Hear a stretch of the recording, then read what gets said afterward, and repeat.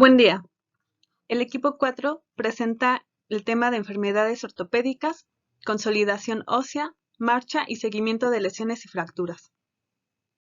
Los temas que abarcaremos el día de hoy son 1. Consolidación ósea, normal y anormal. 2. Marcha, normal y anormal. Y 3. Seguimiento en tratamiento conservador y quirúrgico de lesiones de tejidos blandos y o fracturas. El primer tema que abarcaremos es la consolidación ósea, normal y anormal. Hablando un poco de la composición ósea, hay que recordar que se divide en dos elementos, el tejido orgánico y el mineral. El tejido orgánico tiene diferentes elementos, como son los osteoblastos, que son las células formadoras de la matriz celular, los osteocitos, que son las células precursoras de los osteoblastos, los osteoclastos, que son las encargadas de la resorción del hueso, y otros elementos como colágeno tipo 1 y otras proteínas del tipo no colágenos. En los elementos minerales, el principal componente es el cristal de hidroxiapatita y en menor cantidad otros minerales.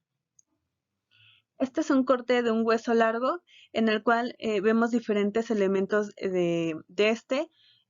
En este caso vemos aquí el periósteo, el cual es una banda fibrosa que va a cubrir el exterior del hueso, y el endosteo, que es una capa de tejido conectivo que va a recubrir la superficie interior del hueso. Tenemos otros elementos como son las laminillas, los elementos vasculares como es los vasos de Volkmann y el canal de Havers, los cuales van a ser importantes para nuestra composición.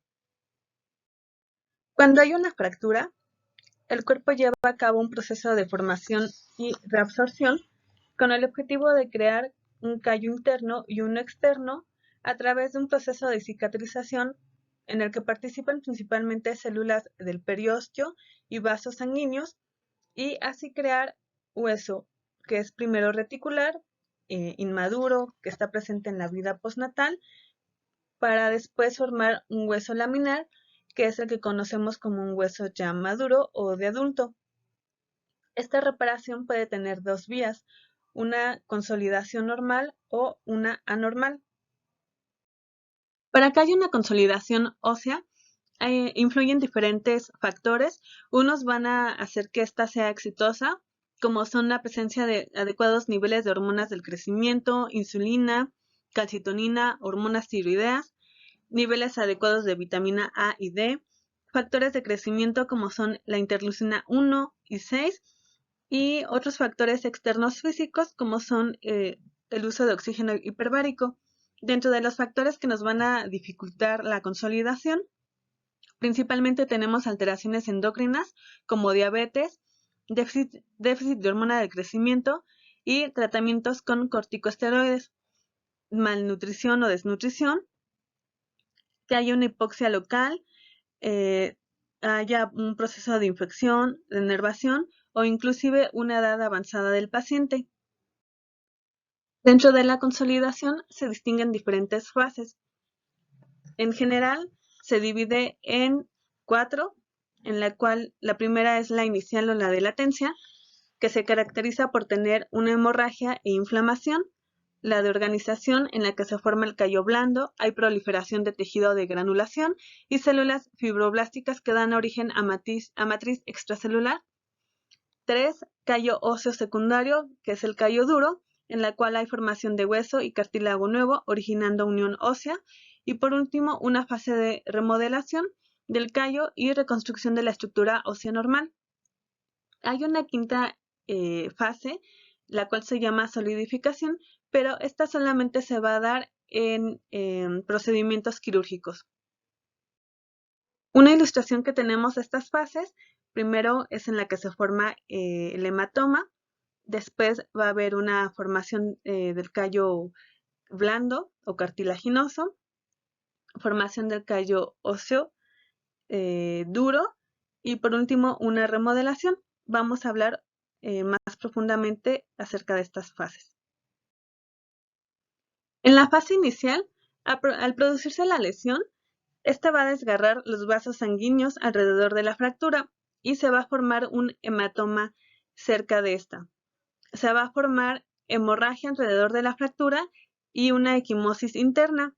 Esto va a desencadenar que se libere la acción plaquetaria, que haya una reducción del pH y del oxígeno y va a producir que haya células inflamatorias como son polimorfonucleares, macrófagos, células gigantes y estas van a producir que en los extremos del vaso estos se obstruyan y por lo tanto al no haber irrigación se va a producir necrosis de las células, los cuales van a hacer que haya factores de crecimiento y que se inicie la histogénesis.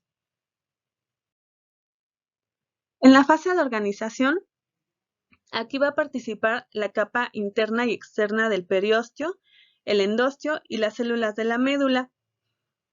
El objetivo va a ser la formación del callo óseo y va a haber proliferación vascular, migración y diferenciación del tejido conectivo, así como de células osteogénicas. Hay maduración de los osteoblastos y de los osteoclastos y se va a formar un callo medular y un callo perióstico. Este se va a ir haciendo, las capas se van a ir engrosando debido a la proliferación celular activa hasta finalmente formar un tejido fibrótico en los extremos de la fractura, lo cual se va a conocer como un callo blando. Esta fase se va a producir desde el segundo día de la lesión y va a durar aproximadamente 3 semanas. En la fase de callo óseo secundario o callo duro, aquí se va a seguir depositando hueso y cartílago sobre el callo blando y este va a crecer hacia arriba y hacia abajo, por lo tanto va a dejar un espacio en medio y este va a ser llenado por histocitos y fibroblastos. Además, se activa la irrigación, lo que va a originar que los osteoblastos se transformen en trabéculas óseas y sobre este espacio quede ya sea tejido óseo, cartilaginoso y o fibroso. Y esto va a dar como resultado que se origine el callo óseo.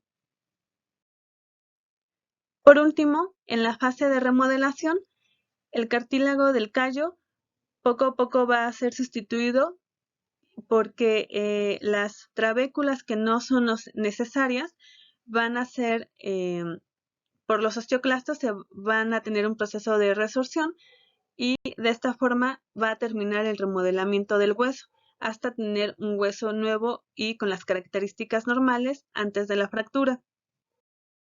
Ahora hablaremos acerca de la consolidación anormal. Tenemos dos variantes, uno el retardo de la consolidación y dos la pseudoartrosis. Hay que distinguirlas porque aunque son parecidas, no tienen el mismo proceso patológico. Se estima que estas consolidaciones se presentan entre el 5 al 10% de las fracturas y se presentan principalmente en huesos como la tibia, el fémur, el húmero y la clavícula.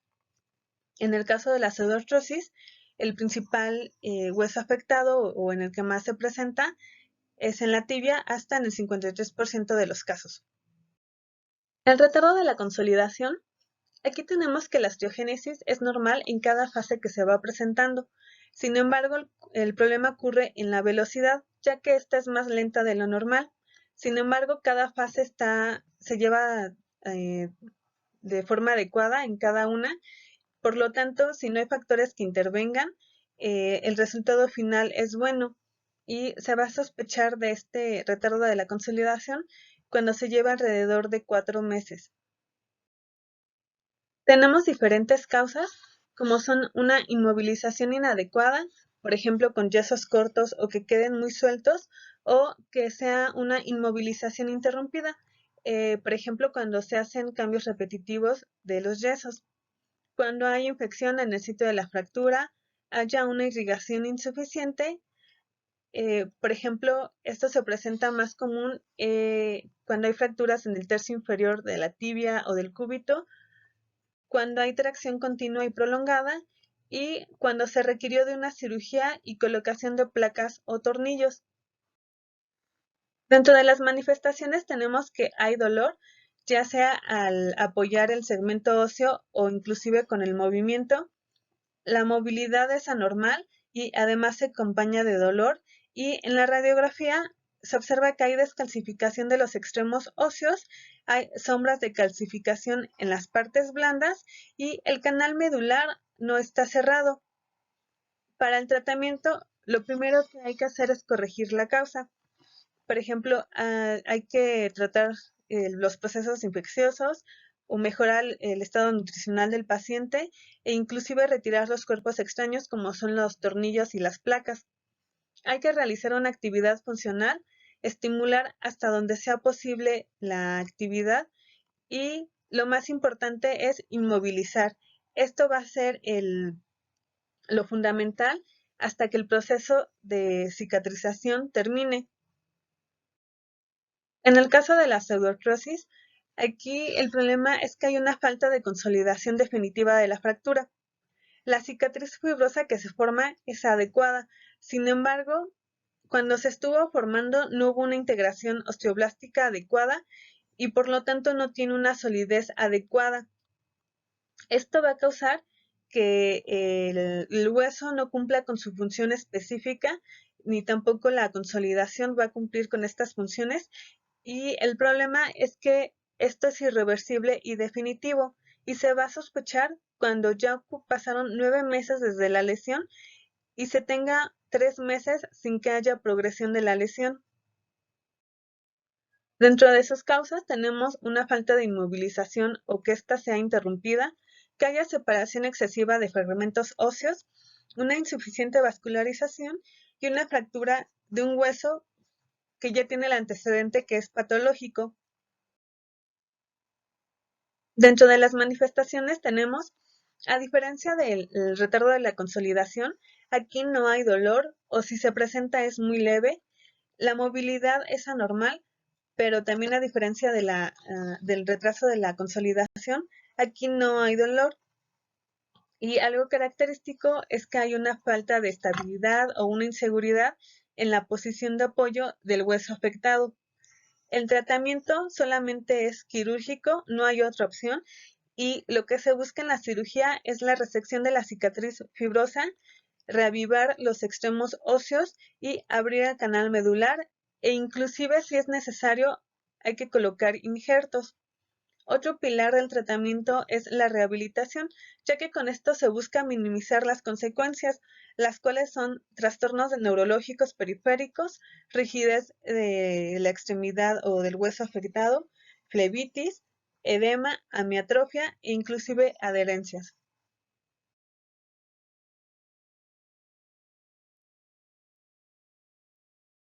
Buenos días compañeros, mi nombre es Jessica Juárez Lemus. Comienzo con el tema marcha normal y anormal.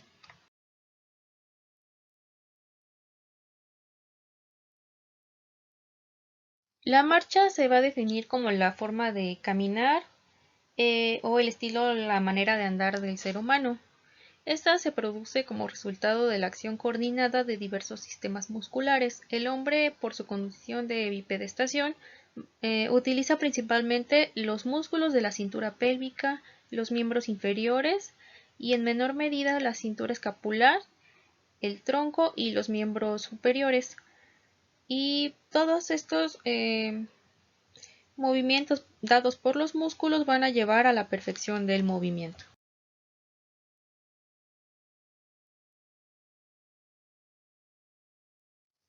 La marcha normal se va a caracterizar por diferentes parámetros, los cuales van a estar ya estudiados con anterioridad. Estos son principalmente la amplitud de la base de un talón a otro, que no debe ser mayor a 5 centímetros, como lo podemos ver en esta imagen. El centro de gravedad del cuerpo, como sabemos, se encuentra a 5 centímetros enfrente de la vértebra, la segunda vértebra sacra. Y bueno, si este se encuentra en una distancia diferente, pues se considera normal. También se encuentra no más de 5 centímetros hacia una dirección vertical, como lo vemos en estas imágenes.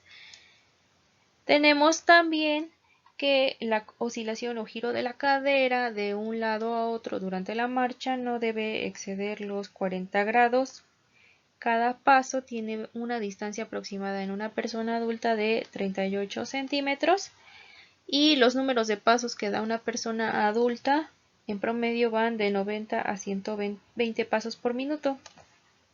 Estas son como las principales características de una marcha normal.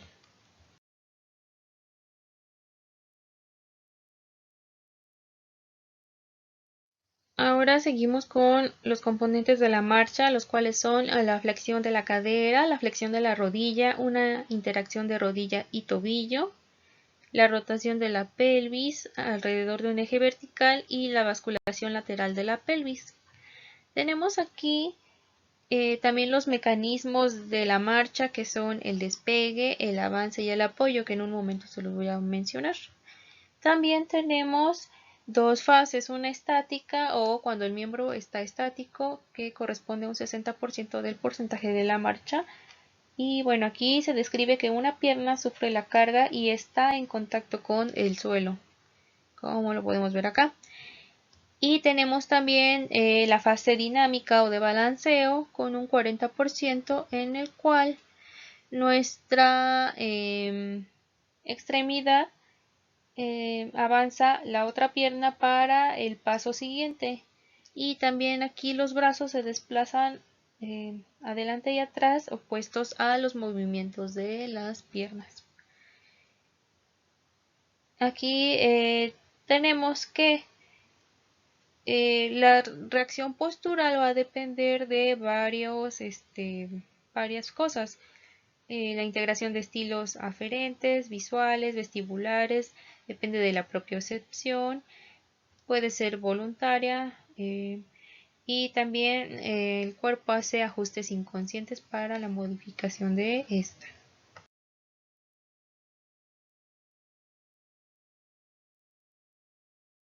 Entonces, ¿qué se evalúa en una marcha normal? Primero, si esta es dependiente o no dependiente, es decir, si la persona se apoya con un bastón, una andadera, con otra persona para andar o iniciar la misma. Si es claudicante o no claudicante, si cojea o no cojea su pie. Las fases que ya les comenté y que ahorita vamos a detallar. Las variantes, ya sean normales o patológicas, no es lo mismo una marcha de un lactante, de un escolar, de una persona adulta, anciana. Y también vamos a evaluar esto, que es la cadencia. La cadencia van a ser los números de pasos en una fracción de tiempo. La longitud de paso, que ya les comentaba, que va aproximadamente de 38 centímetros entre una y otra. Y también vamos a evaluar la base de sustentación, que esta no sea muy amplia o que no esté muy reducida. Recordemos que la distancia de talón a talón no debe ser mayor a 5 centímetros.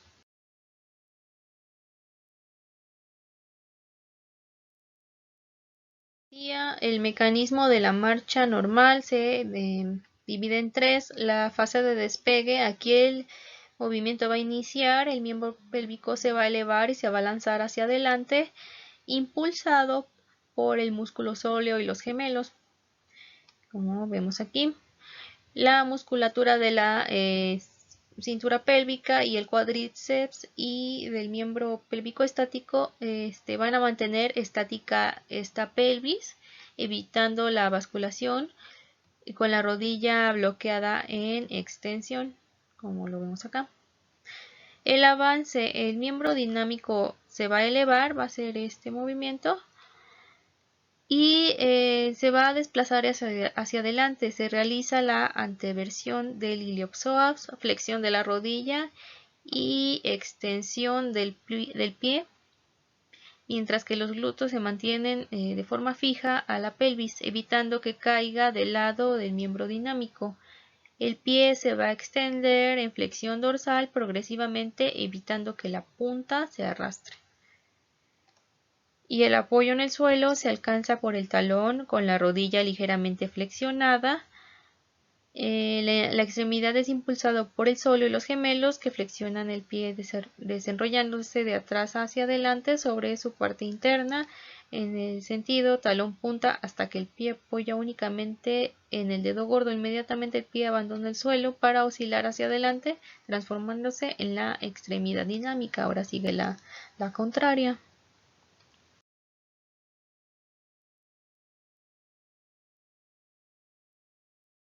continuar con las marchas patológicas, primero se clasifican por déficit de la fuerza o también llamadas paresias. Iniciamos con la marcha balanceante o de pato, también se le llama como anade o sin rigor. Esta se debe a procesos neurógenos o puede ser provocada por procesos patológicos miopáticos. Y se trata de una paresia de los músculos de la cintura pélvica. Hay una falla de la sujeción de la pelvis que cae del lado del miembro dinámico y hay un balanceo lateral por la inclinación compensatoria del tronco hacia el lado contrario. Entonces, cuando camina la persona, hace un movimiento de balanceo pronunciado que parece o da la idea de una marcha de pato.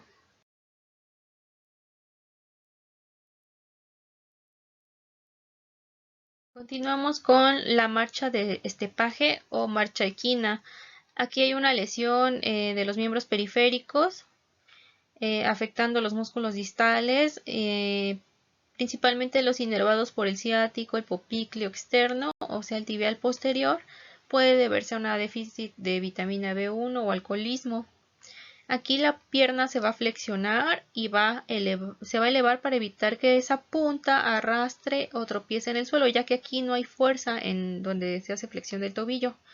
El apoyo no se hace con talón, sino con la punta y la planta del pie. Y aquí va a existir una imposibilidad para la extensión. En el lanzamiento del miembro, al fallar esta se produce una hiperflexión del muslo, es decir, de esta parte, sobre la pelvis aquí. Entonces, esta también decía la literatura que puede ser bilateral o unilateral. La más frecuente es la unilateral. En los niños también se puede ver esta marcha cuando hay un acortamiento de los talones del ligamento de talón de Aquiles.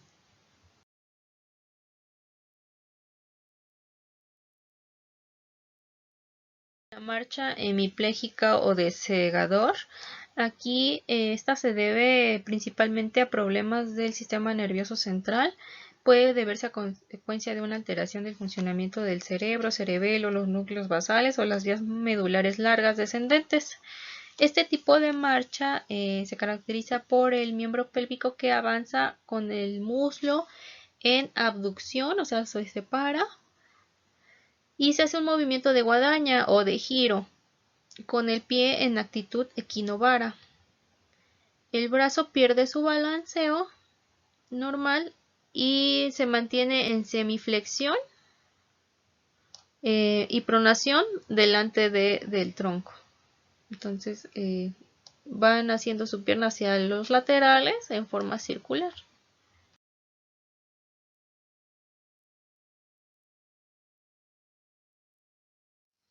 Continuamos con la marcha paraparésica o marcha en tijera. Esta también se debe por algún problema de origen central. Se ve reflejada principalmente en la parálisis cerebral infantil. Igual se debe a alteraciones en el funcionamiento del cerebro, cerebelo, los núcleos basales, vías medulares largas descendentes. Y aquí esta se va a dar por una espasticidad y el equinismo de los miembros inferiores que van a obligar a arrastrar los pies y balancear la pelvis como mecanismo compensador y también para facilitar el despegue. Si existe hipertonía de los aductores, los muslos se aprietan y las piernas se entrecruzan, dificultando esta marcha.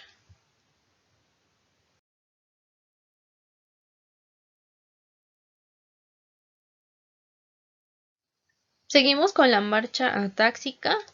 Esta puede deberse a una lesión de los cordones posteriores y se va a manifestar al faltar la propiocepción. Se manifiesta al cerrar los ojos o en la oscuridad. El enfermo aumenta la base de sustentación y mira continuamente sus pies. La hipotonía condiciona una hiperextensión de la rodilla al adelantar la extremidad, por lo que se atribuye el taconeo. También se le conoce a esta de taconeo como marcha tabética.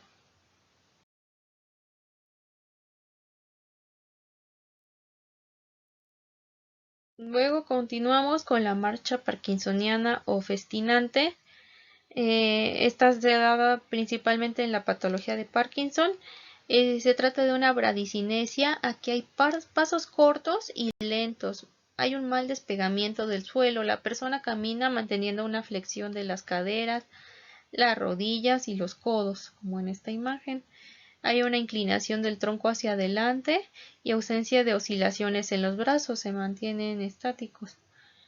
Hay pérdida del equilibrio hacia adelante con la progresión. Estos pasos suelen ser más rápidos y les cuesta trabajo parar la marcha, pudiendo perder el equilibrio y tienden a las caídas también.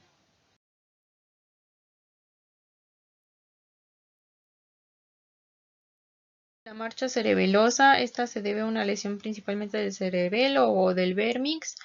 Aquí igualmente hay un aumento de la base de sustentación, pero hay una incoordinación muscular en el automatismo de la posición erecta. Hay una hipermetría de los miembros inferiores y también en la realización de los movimientos, avanzando el pie con precaución, y después de varias tentativas puede haber un desequilibrio con incoordinación de los músculos de la raíz de los miembros y del tronco, avanzando con oscilaciones. Y bueno, en este caso, a diferencia del anterior, son raras las caídas. Entonces la persona se va moviendo de forma insegura, con hipermetría de los miembros inferiores, de los pasos son grandes, pero hay un balanceo incoordinado de el resto del cuerpo.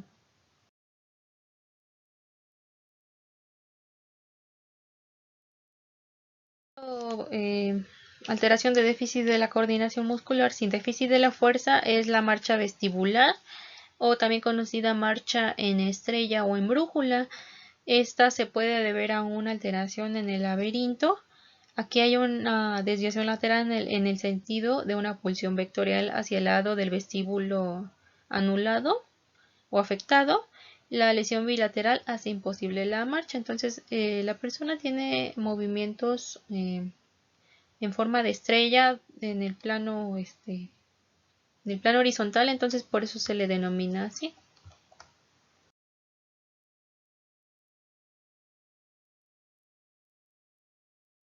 De las marchas patológicas también se encuentran las causas funcionales.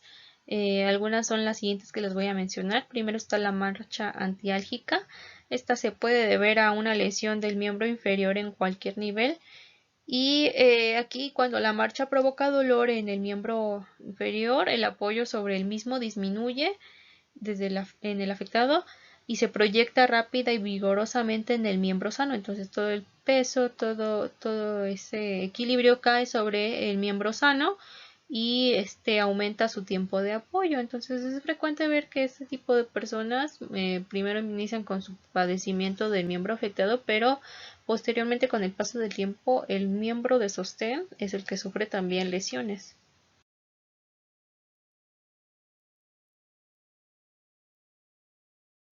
Y por último están estas marchas. Está la marcha de pingüino, la marcha dada por dismetrías y la marcha claudicante.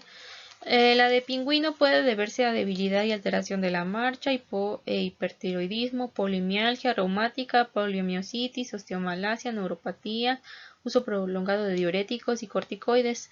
Esta se da por una debilidad del músculo glúteo medio e incapacidad para equilibrar la cadera, por lo que la persona se mueve hacia los laterales de manera pronunciada. A diferencia de la de pato, los pies salen del eje de la cadera. Las dismetrías, aquí esta se debe principalmente por una artrosis o una intervención quirúrgica o posterior a una fractura de cadera. Aquí cambia la mecánica articular de los miembros inferiores y la columna. Puede haber acortamiento con inclinación de la pelvis hacia el lado afectado. Y la marcha claudicante, esta se debe principalmente por alteraciones circulatorias. Aquí hay dolor, hormigueo, calambres que obligan a la paciente o al paciente a detenerse antes de emprender nuevamente la marcha. Ya están así, caminando o con su marcha de forma intermitente por estas alteraciones.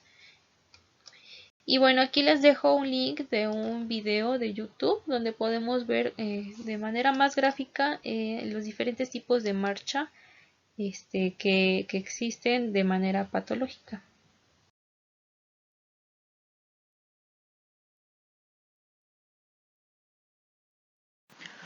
Bueno, mi nombre es Tania Denise Malo Isidoro, residente de Medicina Familiar de segundo año.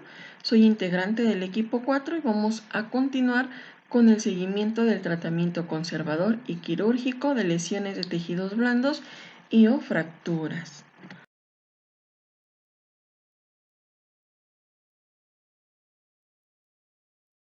De un paciente politraumatizado, que cuando llega al servicio de urgencias, lo primero que se debe de realizar es un procedimiento o una evaluación que ya está sistematizada y se conoce como ATLS, en donde nos dice que tenemos tres fases a seguir.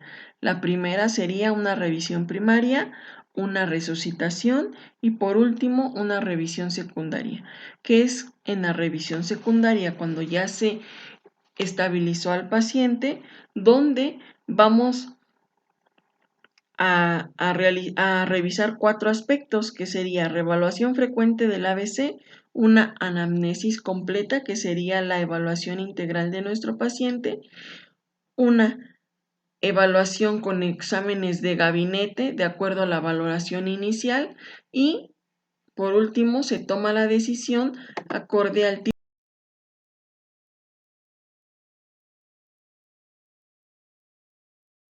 Lo que vamos a hacer en primera instancia es analizar de forma individual a cada paciente con la finalidad de poder establecer un tratamiento adecuado. ¿Y qué vamos a indagar en este análisis? Bueno, pues va a ser el tipo de fractura. Hay que recordar los tipos de fractura, ya que de esto va a depender el tratamiento que va a requerir nuestro paciente. Aquí puse una imagen donde nos muestra los diferentes tipos de fractura. Por ejemplo, es una oblicua, la fractura conminuta, una fractura en espiral, las fracturas compuestas, fracturas en rama verde común en niños, las fracturas transversas y fracturas simples. Lo segundo a investigar sería el mecanismo de lesión, para poder saber qué factores externos van a contribuir al manejo de nuestro paciente. Y por último, la presencia o no de lesiones asociadas. Esto se ve relacionado con lesiones a tejido blando. Entonces,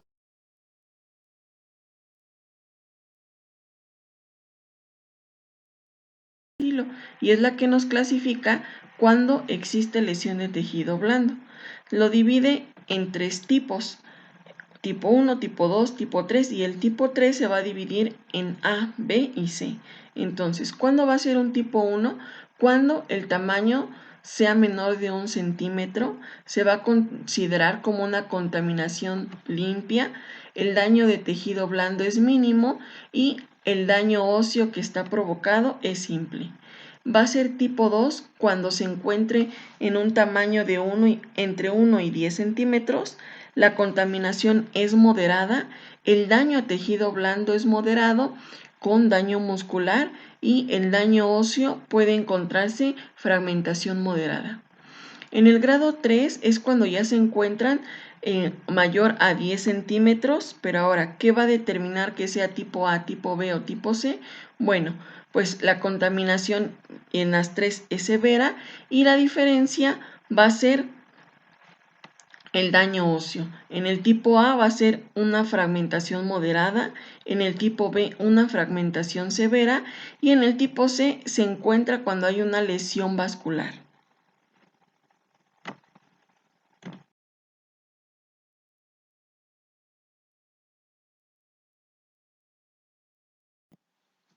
En cuanto al tratamiento conservador, pues van a ser fracturas que requieren de un manejo no quirúrgico con una reducción cerrada y posterior la colocación de un inmovilizador. ¿Y qué pacientes son los que son candidatos a este tratamiento conservador?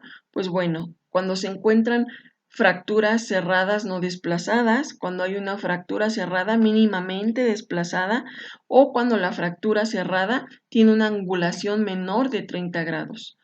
fracturas en terreno previamente dañado que no se encuentran desplazadas y fracturas sin luxación de alguna de las articulaciones.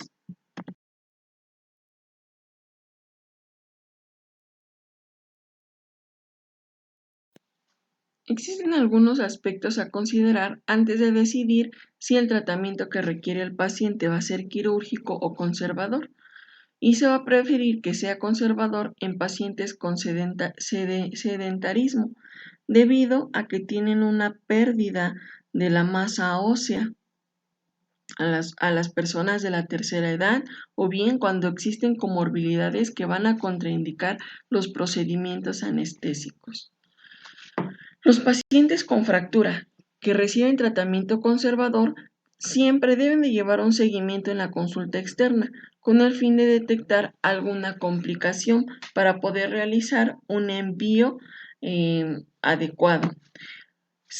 Este seguimiento que se va a realizar en la consulta externa va a ser con el objetivo de incorporar al paciente nuevamente a su estilo de vida, evitando complicaciones y secuelas.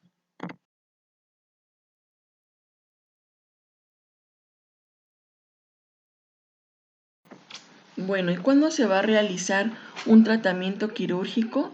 Pues se menciona que debe de ser cuando existe una fractura expuesta, cuando hay fracturas asociadas a síndrome compartimental, cuando las fracturas son múltiples en un mismo hueso o en un mismo segmento, o bien cuando la fractura tiene una lesión neurológica o vascular.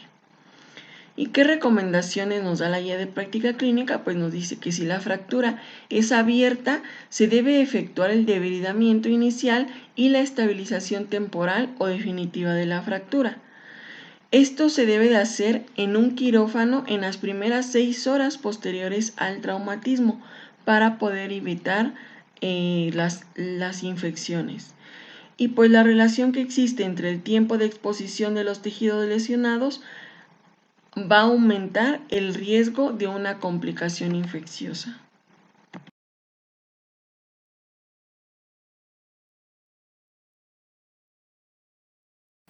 En cuanto al seguimiento y la vigilancia de las fracturas y las luxaciones, vamos a tener que los pacientes que presentan fractura o una luxación se debe realizar un estudio radiográfico de control en una semana después del tratamiento, posterior cada 2 semanas hasta poder confirmar una consolidación, y esto se puede hacer en el primer nivel de atención.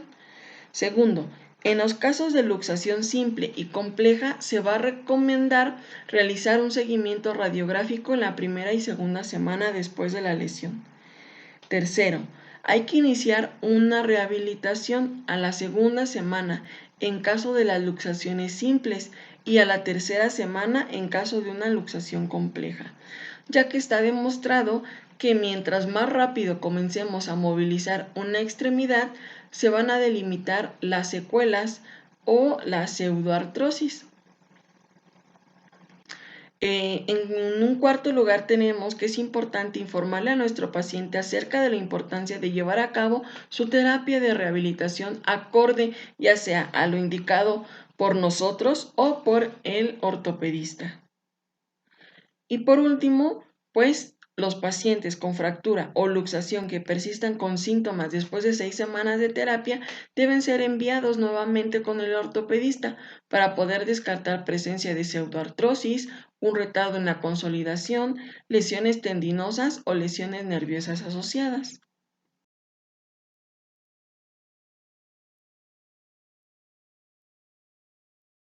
En el manejo conservador de una fractura, el médico tratante debe indicar movilización activa libre de los segmentos no afectados a fin de evitar las limitaciones articulares y las secuelas funcionales.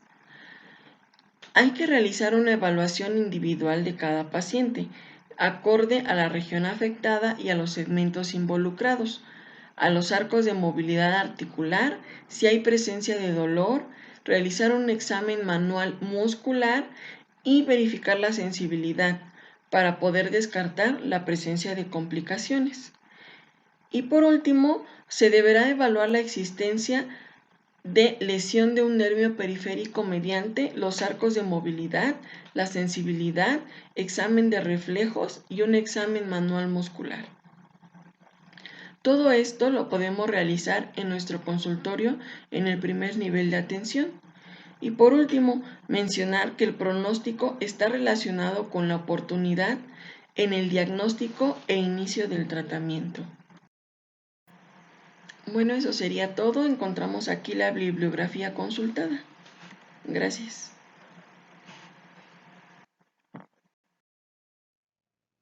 Por último, vamos a hablar acerca de datos curiosos del hueso. El hueso más grande que tenemos es la pelvis y el hueso más largo es el fémur. Los huesos más pequeños del cuerpo se localizan al interior del oído, específicamente el hueso más pequeño es el estribo. Y otro dato curioso es que el cartílago se descompone más rápido que el hueso. Es por eso que los cráneos no se observa el cartílago de las orejas ni el de la nariz.